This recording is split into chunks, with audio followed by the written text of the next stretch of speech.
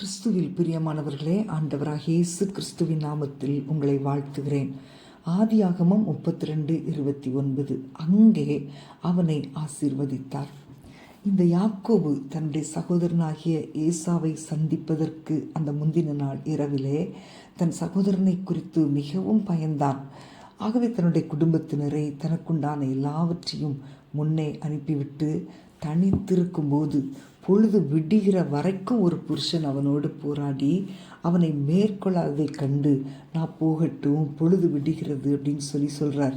அதற்கு யாக்கோபு, நீர் என்னை ஆசீர்வதித்தாலுடைய உம்மை போக விடேன் அப்படின்னு சொல்லும்போது அந்த இடத்துல அவன் தேவனோடு மனிதனோடு போராடி மேற்கொண்டபடியால் அவனுக்கு இஸ்ரவேல் என்று பெயரிட்டு அவனை ஆசீர்வாதத்தை பெற்றுக்கொள்ள செய்தார்.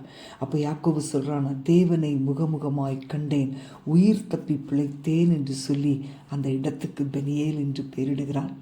அன்பான தேவனுடைய பிள்ளைகளே, உங்களுடைய போராட்டங்கள், உங்கள் பயங்களுக்கு நடுவே தேவனோடு நேரம் செலவழிக்கும் போது கர்த்தர் உங்களுக்காக வைத்திருக்கிற விசேஷித்த ஆசீர்வாதங்களை நீங்கள் விரும்பியபடியே பெற்றுக்கொள்வீர்கள். ஆசீர்வாதங்களை பெற்றுக்கொள்ள வேண்டும் என்கிற உங்கள் போராட்டத்தில் அதைரியங்களும் ஏமாற்றங்களும் ஒருவேளை உண்டாகலாம். ஆனாலும் எந்த விதமான ஏமாற்றமும் உங்களை மேற்கொள்ள விடாமல் முன்னேறி செல்லும்போது நிச்சயமாகவே வெற்றி பெறுவீர்கள்.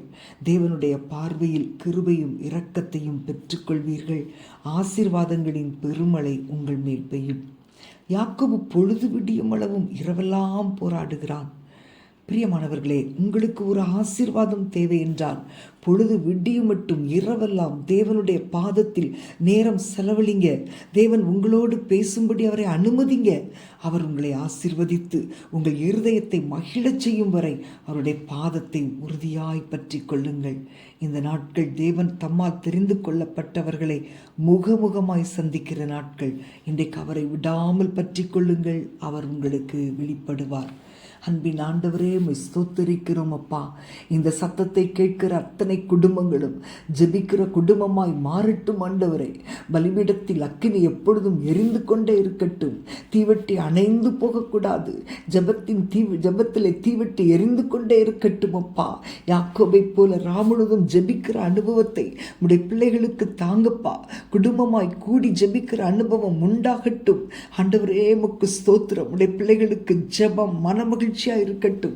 தேவ சமூகத்தில் களி கூற வைங்கப்பா.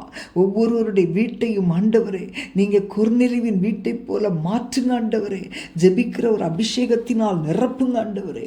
ஜெபிக்க ஒரு பலனை கொடுப்பீராக, ஒரு வாஞ்சையை கொடுப்பீராக ஆண்டவரே. உம்முடைய பிள்ளைகள் உம்முடைய சன்னதியிலே உமக்கு முன்பாக அமர்ந்திருக்கிற பாக்கியத்தை ஒவ்வொரு நாளும் கொடுத்து ஆண்டவரே ஜெபத்திற்கு முக்கியத்துவம் கொடுக்க கிருபை தாங்க. உடைய கரத்தில் ஒப்பு கொடுக்கிறேனப்பா, இயேசுவின் நாமத்தில் பிதாவே. ஆமேன், ஆமேன்.